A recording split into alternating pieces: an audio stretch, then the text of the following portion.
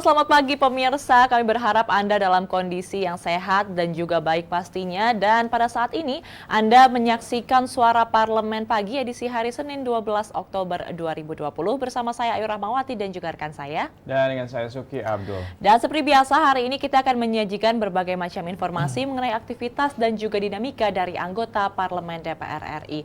Dan pemirsa, pada hari ini kita akan membahas mengenai tajuk netralitas ASN dalam pilkada yang dipertanyakan. Seperti yang kita ketahui nih Uki, bahwa pilkada akan dilaksanakan pada tanggal 9 Desember 2020.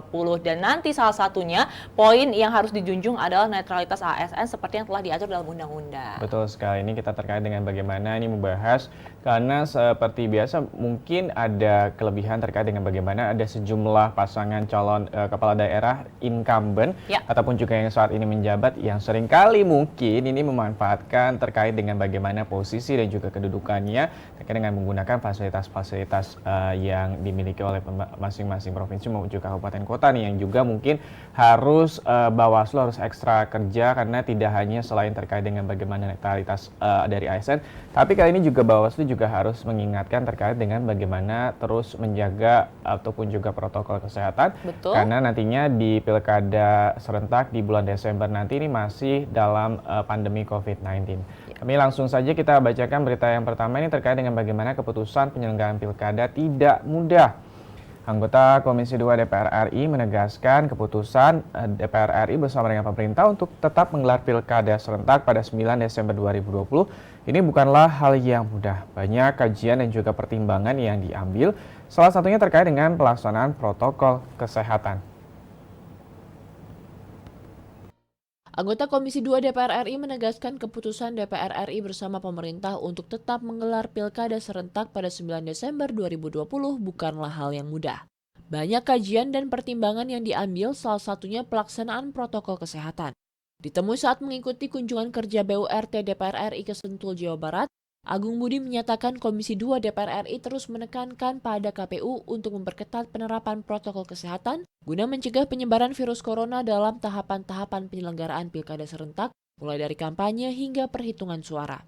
Akhirnya kita memutuskan tetap diselenggarakan tanggal 9 Desember 2020, tetapi dengan catatannya dengan protokol COVID yang diperketat.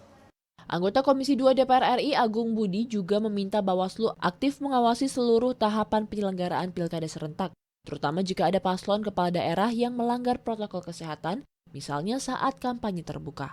Bawaslu harus menerapkan aturan yang jelas dan mengikat dalam mengawasi tahapan penyelenggaraan pilkada serentak 2020. Ya biasanya dengan kampanye itu kan banyak orang ya, banyak massa berkumpul, baik kampanye, pengambilan nomor, hura-hura, kampanye, iring-iringan. Nah itu harus sudah betul-betul Bawaslu memberikan aturan main yang betul dan sanksi yang tegas. Ya kampanye kita menghindari adanya kemasan, mungkin pertunjukan dangdut, kampanye lapangan, ya ini harus dihindari. Kalau kita tidak ingin ada klaster-klaster baru ya COVID-19, ini yang tentunya harus sama-sama kita sadari. Dari Jawa Barat, Alda Gustari, TVR Parlemen, melaporkan. Anggota Komisi 2 DPR RI Agung Budi Santoso menyatakan bahwa Komisi 2 DPR RI terus menekankan pada Komisi Pemilihan Umum untuk memperketat penerapan protokol kesehatan ini guna mencegah penyebaran virus COVID-19 dalam tahapan-tahapan penyelenggaraan pilkada serentak, mulai dari tahapan kampanye hingga penghitungan suara. Agung Budi juga meminta Badan Pengawas Pemilu aktif mengawasi seluruh tahapan penyelenggaraan pilkada serentak, terutama jika ada pasangan calon kepala daerah yang melanggar protokol kesehatan, misalnya saat melakukan kampanye terbuka. Dan Badan Pengawas Pemilu juga harus menerapkan aturan yang jelas dan juga mengikat dalam mengawasi tahapan penyelenggaraan Pilkada Serentak 2020.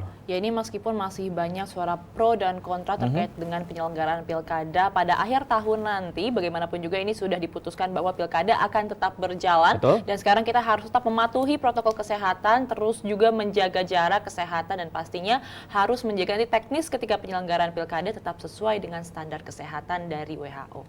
Dan pemirsa, kita beralih kepada berita yang kedua. Pilkada serentak di Yogyakarta diharapkan aman. Komisi 3 DPR RI meminta jajaran Polda dan Kejaksaan Tinggi di Yogyakarta turut berpartisipasi dalam pengamanan penyelenggaraan pilkada serentak tahun 2020. Berikut liputan selengkapnya. Komisi 3 DPR RI meminta jajaran Polda dan Kejaksaan Tinggi di Yogyakarta turut berpartisipasi dalam pengamanan penyelenggaraan Pilkada Serentak 2020. Dalam kunjungan kerja spesifik ke daerah istimewa Yogyakarta, Wakil Ketua Komisi 3 DPR RI Pangeran Hairul mengatakan, aparat keamanan harus bekerja sama dan berkoordinasi baik dengan penyelenggara Pilkada untuk menjamin penyelenggaraan Pilkada Serentak 2020 tidak menimbulkan potensi klaster baru penularan COVID-19. Semua pihak harus berkomitmen menjalankan protokol kesehatan, termasuk para pasangan calon agar menjaga keamanan dan menghindari kegiatan yang membuat keramaian atau kerumunan. Belum mengantisipasi bagaimana para paslon, pasangan dengan membawa pendukung-pendukung yang banyak tanpa menghiraukan aturan jaga jarak, protokol COVID tidak diindahkan. Anggota Komisi 3 DPR RI Idam Samawi berharap aparat penegak hukum menjaga netralitasnya dan memetakan persoalan demi kelancaran penyelenggaraan Pilkada Serentak 2020 di Yogyakarta. Pengamanan yang ketat termasuk mengawasi penerapan protokol kesehatan, terutama saat hari pemungutan suara, jangan justru membuat masyarakat menjadi takut. Kalau sampai hanya kurang dari separuh yang menggunakan hak suara, ini kualitas pilkadanya juga diragukan. Nah, mestinya sebanyak-banyaknya partisipannya, tapi tetap dalam koridor tadi pandemi. Ya, nah ini memang tantangan berat bagi kepolisian. Dari daerah istimewa Yogyakarta, Slamet Sanjaya, TVR Parlemen melaporkan. Dan pemirsa, Wakil Ketua Komisi 3 DPR RI Pangeran Hairul mengatakan aparat keamanan harus bekerja sama dan berkoordinasi baik dengan penyelenggara pilkada untuk menjamin penyelenggaraan Pilkada Serentak 2020 agar tidak menimbulkan potensi klaster baru penularan COVID-19. Semua pihak harus berkomitmen menjalankan protokol kesehatan termasuk para pasangan calon agar menjaga keamanan dan menghindari kegiatan yang membuat keramaian serta kerumunan. Sedangkan anggota Komisi 3 DPR RI Idam Samawi berharap aparat penegak hukum menjaga netralitasnya dalam memetakan persoalan demi kelancaran penyelenggaraan Pilkada Serentak 2020 di Yogyakarta, termasuk pengamanan yang ketat, mengawasi penerapan protokol kesehatan terutama saat hari pemungutan suara. Jangan justru membuat masyarakat menjadi takut. Ya, ini akan ada 270 provinsi, kabupaten, kota yang akan menyelenggarakan Pilkada Serentak di tahun 2020. Di antaranya juga ada 9 provinsi dan juga sejumlah kabupaten kota yang juga mungkin tidak hanya Yogyakarta yang diharapkan akan dengan tertib dan juga aman. Kita harapkan dari 270 yang nantinya akan menyelenggarakan Pilkada Serentak juga berjalan dengan aman, lancar, dan kali ini sesuai dengan protokol kesehatan. Kita beralih ke informasi selanjutnya, serapan anggaran dan juga belanja pemerintah ini harus ditingkatkan untuk mempercepat pemulihan ekonomi dan juga menangani ataupun juga minus pertumbuhan ekonomi nasional. Komisi 11 DPR RI mendesak pemerintah segera mengeluarkan kebijakan percepatan belanja pemerintah dan juga penyerapan anggaran pemulihan ekonomi nasional atau PEN. Untuk mempercepat pemulihan ekonomi dan menangani minus pertumbuhan ekonomi nasional, Komisi 11 DPR RI mendesak pemerintah segera mengeluarkan kebijakan percepatan belanja pemerintah dan penyerapan anggaran pemulihan ekonomi nasional atau PEN. Ditemui di Gedung Santara 1 DPR RI, anggota Komisi 11 DPR RI Fauzi Amro mengatakan, minusnya pertumbuhan ekonomi nasional disebabkan belum maksimalnya penyerapan pemulihan ekonomi nasional. Kementerian dan lembaga juga belum optimal dalam mengeluarkan kebijakan belanja pemerintah untuk mendorong ekonomi nasional. Selain itu, pemerintah juga harus memberi kemudahan masyarakat dalam membayar pajak dengan aplikasi yang mudah diakses. Mengharapkan yang penting spending harus dilakukan, dimaksimalkan dalam konteks penyerapan. Kalau tidak ada penyerapan, tidak ada greget ekonomi. Nah, mana kita ambil, mau ekonomi apa kesehatan? Ya dua-duanya menurut saya harus jalan. Sementara itu, Ketua Komisi 11 DPR RI Dito Ganinduto menyampaikan, dalam menjaga stabilitas ekonomi nasional, pemerintah perlu melakukan efisiensi anggaran belanja negara. Selain itu, sektor UMKM harus menjadi prioritas utama mendapatkan alokasi anggaran PEN agar ada peningkatan konsumsi masyarakat. Penyaluran, disbursement penyaluran daripada semua anggaran yang sudah disampaikan, karena memang salah satu sektor untuk dapat meningkatkan pertumbuhan ekonomi kita adalah daripada penyaluran daripada pemerintah ini sehingga meningkatkan konsumen daripada masyarakat. Leman Hidayat dan Edo, TVR Parlemen Laporkan. Kelas DPR RI Fauzi Amro mengatakan bahwa minusnya pertumbuhan ekonomi nasional disebabkan belum maksimalnya penyerapan anggaran terkait dengan pemulihan ekonomi nasional. Kementerian dan juga lembaga ini juga belum optimal dalam mengeluarkan kebijakan belanja pemerintah untuk mendorong ekonomi nasional. Sedangkan Ketua Komisi 11 DPR RI Dito Ganinduto menyampaikan dalam menjaga stabilitas ekonomi nasional, pemerintah perlu melakukan efisiensi anggaran belanja negara. Selain itu, sektor UMKM juga harus menjadi prioritas utama mendapatkan alokasi anggaran program pemulihan ekonomi nasional agar ada peningkatan konsumsi masyarakat.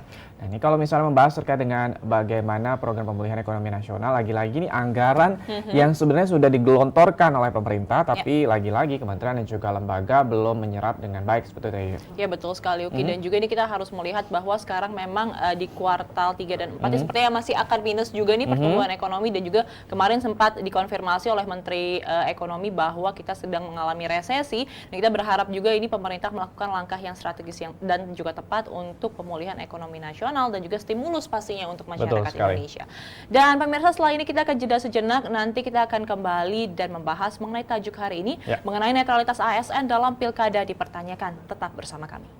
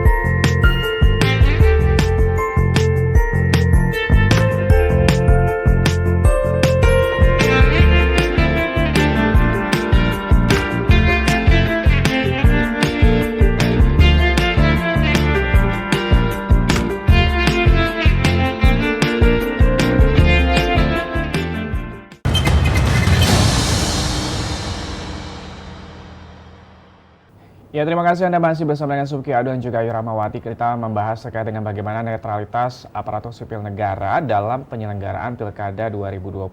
Ini seperti biasa bahwa bagaimana nih netralitas dari para ASN yang nantinya ini di sejumlah 270 daerah yang akan melakukan Pilkada serentak 2020 dipertanyakan. Kalau misalnya membahas terkait dengan bagaimana netralitas, pastinya juga ASN ini kan harus menjaga netralitas walaupun mungkin pimpinan kepala daerahnya akan bertarung kembali atau menjadi incumbent. Tapi ini juga mungkin ada sejumlah kekhawatiran terkait dengan bagaimana dukungan-dukungan ASN terhadap sejumlah pasangan calon ya Yuya. Ya, betul sekali, karena ini juga isu yang sebenarnya dari pilkada ke pilkada, dari tahun ke tahun selalu menjadi hal yang dipertimbangkan dan juga menjadi poin utama. Bagaimana netralitas ASN dalam pilkada, ini selengkapnya pemirsa akan kita lihat pada tajuk berikut ini.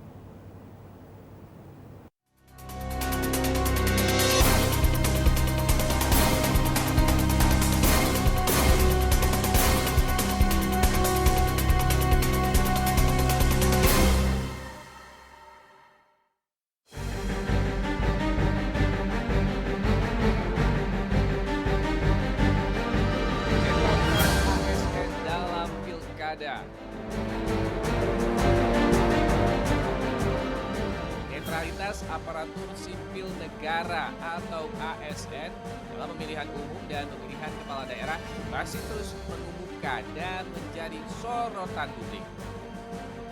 Karena itu, ASN harus menjaga netralitas dan tidak tergoda untuk terlibat langsung dalam politik praktis. Komisi Aparatur Sipil Negara harus menindaklanjuti ratusan laporan pelanggaran netralitas ASN.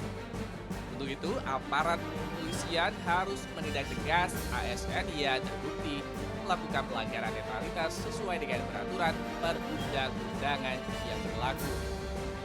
Kementerian Pendayagunaan Aparatur Sipil Negara dan Reformasi Birokrasi harus mengingatkan kepada seluruh ASN sesuai yang tercantum dalam Undang-Undang Nomor 5 Tahun 2014 tentang ASN dan Surat Edaran SE Menpan RB Nomor B/71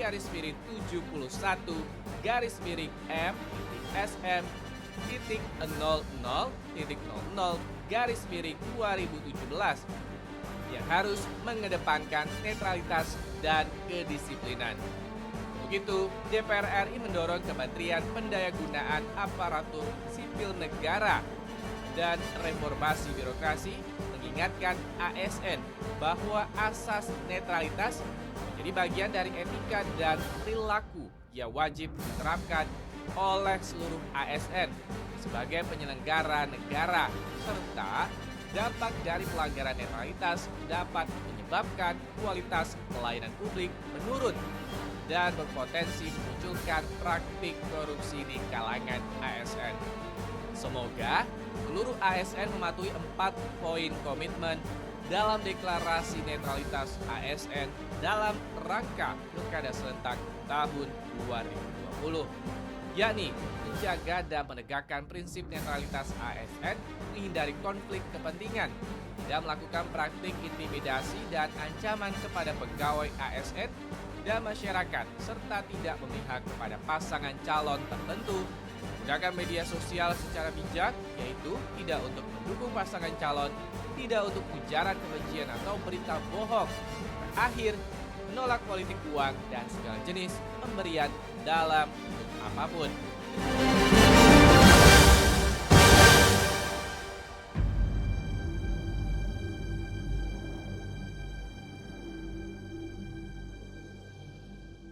Netralitas aparatur sipil negara dalam pemilihan umum dan pemilihan kepala daerah masih terus mengemuka dan menjadi sorotan publik.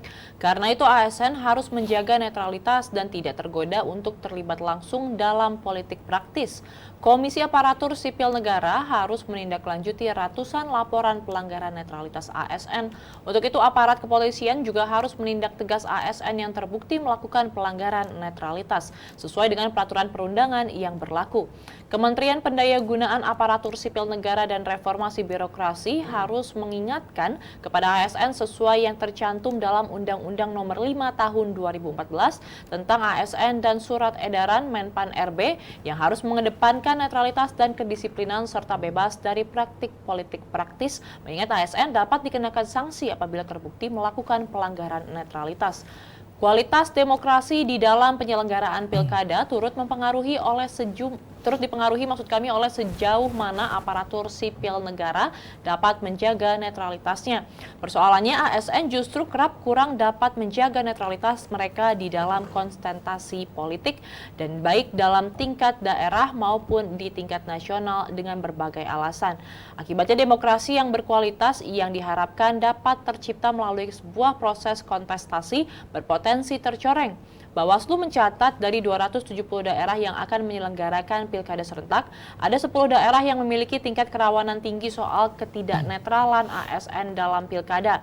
Ketua Bawaslu, Abhan, menyebut 10 daerah rawan itu berada di Kabupaten Manokwari Selatan, Kabupaten Siunjung, Kota Makassar, dan Kabupaten Lamongan. Selanjutnya, Kota Sungai Penuh, Kabupaten Mamuju, Kabupaten Klaten, Kabupaten Sidoarjo, dan Kabupaten Agam. Para pelanggar ASN tersebut umumnya memiliki jabatan pimpinan tinggi, fungsional, pelaksana administrasi, kepala wilayah seperti camat, dan juga lurah. Ya, ini Pilkada Serentak 2020 yang diselenggarakan di Indonesia adalah pilkada keempat kali digelar ini untuk mengisi jabatan ataupun juga nantinya yang akan berakhir pada tahun 2021. Sekali lagi akan ada 270 daerah dengan rincian 9 provinsi, 224 kabupaten dan juga 37 kota. Jadi kalau misalnya melihat bagaimana proses ataupun juga kalender event dari Pilkada Serentak 2020, kemarin juga baru saja dilakukan pengundian nomor urut dan selanjutnya sudah dilakukan masa kampanye, pastinya dengan terus melakukan ataupun juga kampanye dilakukan secara daring ataupun juga secara protokol kesehatan, tidak boleh ada melebihi kapasitas tertentu. Dan kita juga berharap sekali lagi bahwa terkait dengan netralitas ASN ini Badan Pengawas Pemilu benar-benar hadir untuk nantinya bisa memberikan sanksi bahwa nantinya para calon kepala daerah yang terpilih bisa benar-benar yang sesuai dengan pilihan masyarakat yang juga menjunjung tinggi terkait dengan netralitas dan juga pastinya ini bisa dipercaya seperti itu ya. Ya betul sekali Uki dan juga pemirsa. Setelah ini kita akan jeda sejenak, nanti kita akan masih kembali membahas tajuk hari ini mengenai netralitas ASN dalam pilkada. Tetap bersama kami di Suara Parlemen.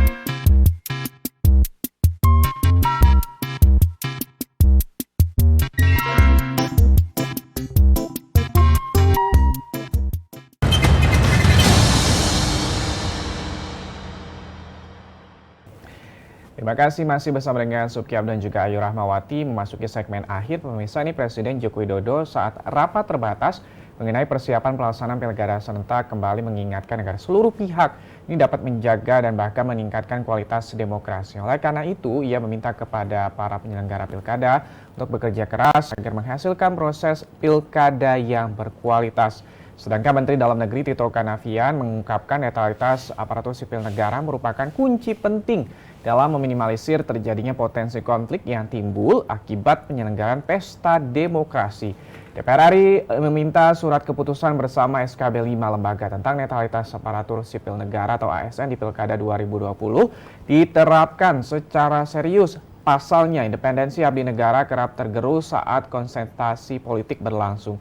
Netralitas dari ASN menjadi penting karena semakin banyaknya pejabat negara mulai dari presiden, menteri, gubernur, bupati, wali kota yang berasal dari partai politik, dan kondisi ini akan membawa implikasi serius terhadap netralitas para birokrat. Ya, pemirsa, ini kita berharap ASN benar-benar bisa menjaga netralitasnya terkait dengan pilkada yang akan dilaksanakan pada akhir tahun ini. Ya. Dan setelah ini pastikan Anda tetap bersama kami, pemirsa, karena ada acara yang sangat spesial ya, Uki, ya. Ya, acaranya adalah webinar optimalisasi pengembangan energi baru dan terbarukan menuju ketahanan energi berkelanjutan, tepatnya pada pukul 9 waktu Indonesia bagian Barat. Ya, di ruang rapat BKD Anda bisa menyaksikan acaranya selanjutnya setelah ini, dan saya Supki Abdul juga rekan saya. Dan saya Rahmawati beserta seluruh kerabat kerja yang bertugas mengucapkan terima kasih atas perhatian Anda. Sampai jumpa. Sampai jumpa.